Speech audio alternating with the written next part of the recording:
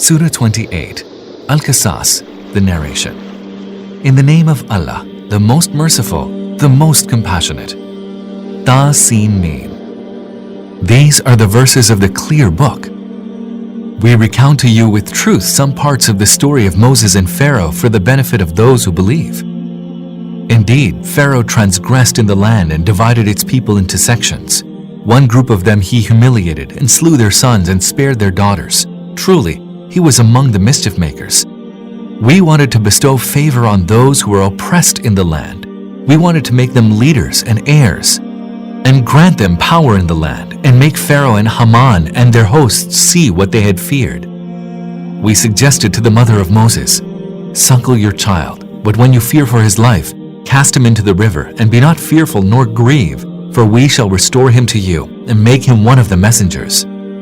Then Pharaoh's household picked him up from the river, that he may be their adversary, and be a cause of sorrow to them. Surely, Pharaoh and Haman and their hosts erred in their scheming. The wife of Pharaoh said, "Here is a delight of the eye to me and to you. Do not kill him. Maybe he will prove useful for us, or we may adopt him as a son." They were unaware of the end of it all. On the other hand, the heart of Moses' mother was sorely distressed. Had we not strengthened her heart that she might have full faith in our promise, she would have disclosed the secret. She told the sister of Moses, "Follow him." So she kept watch over him unperceived by the enemies. And we had already forbidden the breasts of the nurses for the child. So seeing the girl, said, "Shall I direct you to the people of a household that will rear him with utter sincerity?" Thus did we restore Moses to his mother, that her eyes might be comforted and she might not grieve, and realize that the promise of Allah was true, but most people are unaware of this. When Moses reached the age of full youth and grew to maturity, we bestowed upon him wisdom and knowledge. Thus do we reward those who do good. Once he entered the city at a time when its people were heedless, and he encountered two men fighting, one of whom belonged to his own people, and the other to his foes.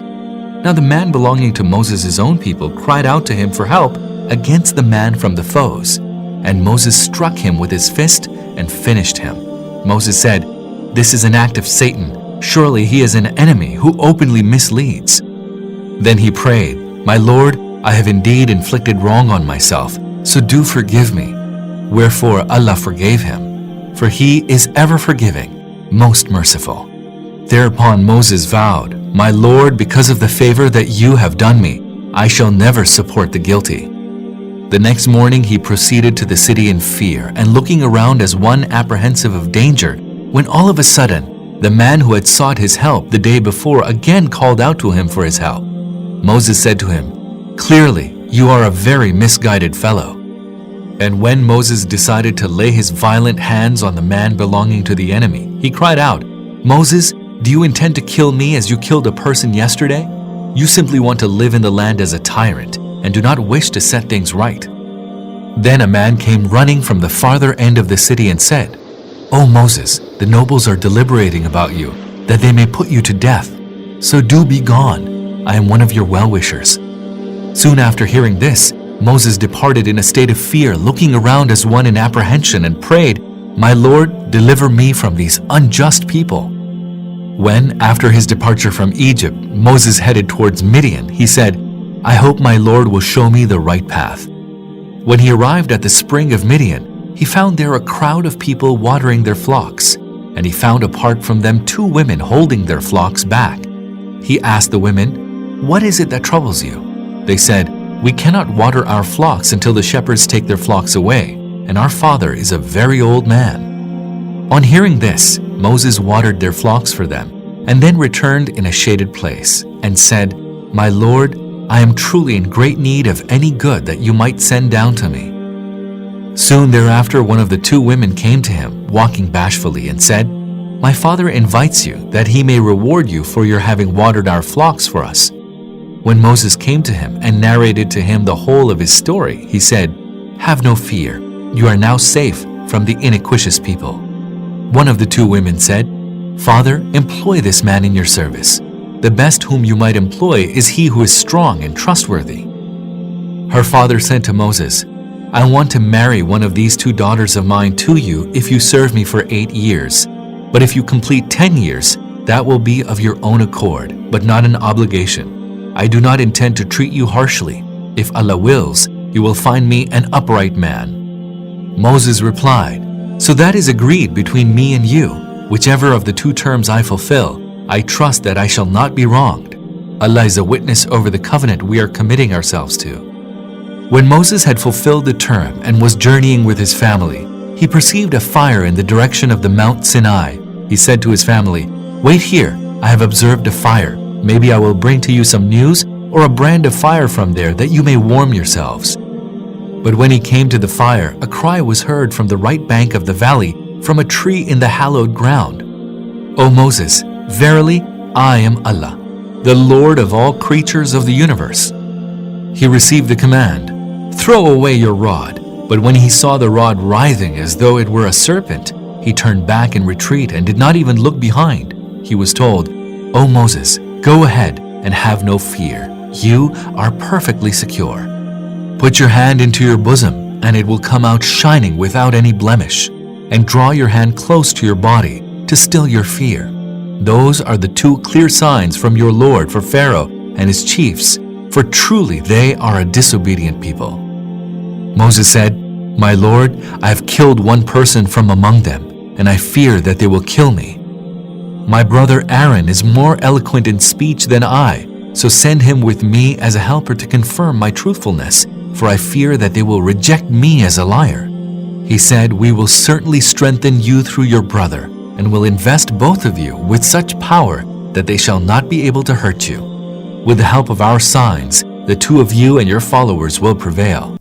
But when Moses came to them with our clear signs, they said, "This is nothing but a magic that has been contrived. We never heard anything like it from our ancestors of yore." Moses replied, "My Lord knows best who comes with guidance from him, and also whose end will be the best in the hereafter. As for the wrongdoers, they shall not prosper." Pharaoh said, "O nobles, I do not know that you have any god beside myself. Haman, bake bricks out of clay and build a lofty palace for me, so that I may mount up and be able to observe the God of Moses, even though I believe that Moses is a liar." And he and his host waxed arrogant in the land, without any right, believing that they will never have to return to us. Eventually, we seized him and his hosts, and we flung them into the sea. So do see the end of the wrongdoers. And we made them leaders who invite people to the fire. On the day of judgment they shall not find help from any quarter. We have made a curse to pursue them in this world, and on the day of judgment they shall be among the despised. After we had destroyed the earlier generations, we bestowed the book on Moses, a source of enlightenment for people and a guidance and mercy that they may take heed. O Muhammad, you were then not on the western side when we bestowed this commandment of law, and you were not among its witnesses. Thereafter we raised up many a generation, and a long time passed. You were then not even present among the people of Midian to rehearse our verses to them, but it is we who are sending news about that. Nor were you on the side of the Mount Sinai when we called out to Moses in the first instance. But it is out of mercy from your Lord that you are being informed of all of this, so that you may warn a people to whom no warner came before you. Maybe they will take heed. We did so lest a calamity might seize them because of the misdeeds they committed, whereafter they would say, "Our Lord, why did you not send a messenger to us, that we follow your revelation and become among those who believe?" But when the truth reached them from us, they said, "Why was he not given that which was given to Moses?" But did they not reject before what had been given to Moses? They said, "Both are magic, each supporting the other." And they said, "We deny each of these." Tell them, O Prophet, then do bring a book from Allah which is a better guide than either of them, and I will follow it. Do so if you are truthful. But if they do not hearken to this, know well that they only follow their lusts, and who is in greater error than he who follows his lusts without any guidance from Allah. Allah does not guide those given to wrongdoing. We have constantly conveyed them the word of admonition, that they may take heed. Those on whom we bestowed the book before do believe in this, to wit, the Qur'an. When it is recited to them, they say, "We believe in it, for it is the truth from our Lord." Indeed, we were already Muslims. These will be granted their reward twice over because they remained steadfast. They repel evil with good and spend in alms out of the sustenance we provided them. And when they hear any vain talk, they turn away from it, saying, "We have our deeds and you have your deeds. Peace be to you. We do not desire to act like the ignorant." O Prophet, you cannot grant guidance to whom you please. It is Allah who guides those whom He will. He knows best who are amenable to guidance. They say, "If we were to follow this guidance with you, we should be snatched away from our land. Have we not established for them a secure sanctuary to which fruits of all kinds are brought as a provision from us?" But most of them do not know. And how many a town did we destroy whose inhabitants exulted on account of their affluence?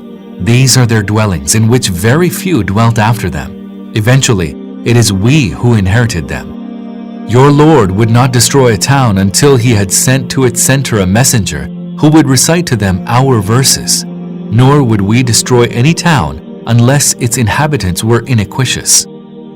Whatever you have been given is a provision for the life of this world and its glitter, but that which is with Allah is better and more enduring. Do you not use your intellect? Now He to whom we have promised a good, which he is going to obtain, can he be like him whom we have given the good things of this life, but who will be brought up for punishment on the day of judgment? Let them not forget that the day when Allah will call unto them and say, "Where are those whom you imagine to be my associates?" Those against whom the word will be realized will say, "Our Lord, these are the ones whom we led astray just as we ourselves strayed. We absolve ourselves before you of all blame. It was not us that they worshipped." They will then be told, "Call upon those for help whom you declared to be our associates." They will then call upon them, but they will not answer them. They will have observed the chastisement in front of them. Would that they were guided. Let them not disregard that the day when Allah will call out to them saying, "What was the answer you gave to the messengers?" Then they will not be able to think of any reply, nor will they be able to ask one another. But those who repented and believed and acted righteously, they will perhaps be among those who will prosper there. Your Lord creates what He will and chooses for His tasks whomsoever He will. It is not for them to make the choice. Glory be to Allah. He is exalted far above in their associating others in His divinity. Your Lord knows all that their hearts conceal and all that they reveal. He is Allah. There is no God but He. His is the praise in this world and in the hereafter. His is the command, and to Him will all of you be returned. O Prophet, tell them, did you consider, if Allah were to make the night perpetual over you till the day of judgment, is there a God other than Allah who can bring forth light for you? Do you not hear?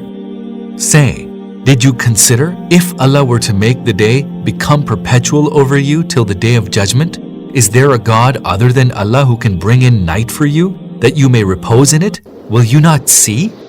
It is out of His mercy that He has made for you night and day, that you may repose during the night, and seek His bounty during the day, that you might be grateful. Let them bear in mind that on that day when He will call out to them saying, "Where are my associates, those whom you imagine to be so?"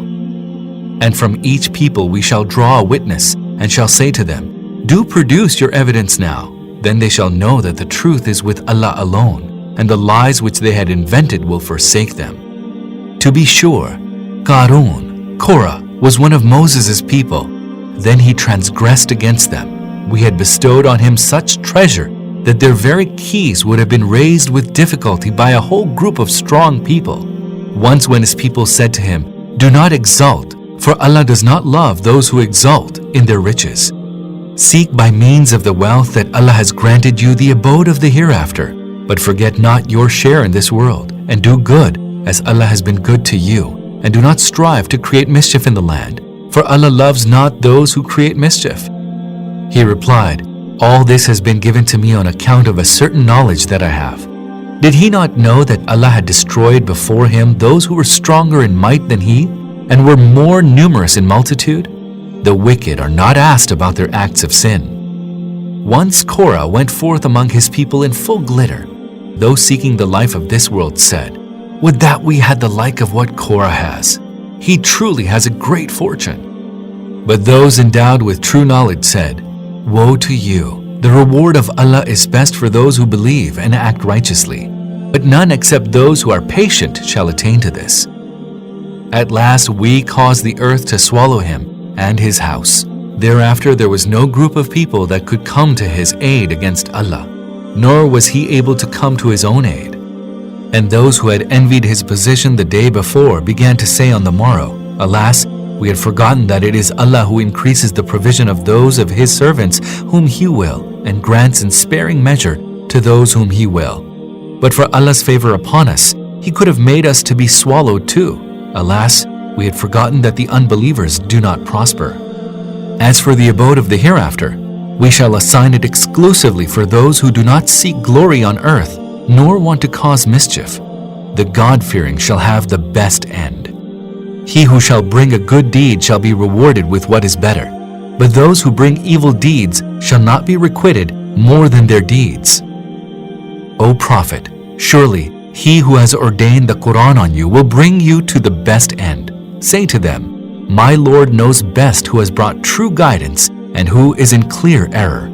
O Prophet, you never looked forward for the book to be revealed to you. It is out of sheer mercy of your Lord that it was revealed to you. So do not lend any support to the unbelievers. And let it never happen that the unbelievers might turn you away from the revelations of Allah after they have been revealed to you. Call people to your Lord and never become one of the unbelievers. And do not invoke any God beside Allah. There is no God but He. All will perish but He. To Him belongs the command, and to Him shall all of you return.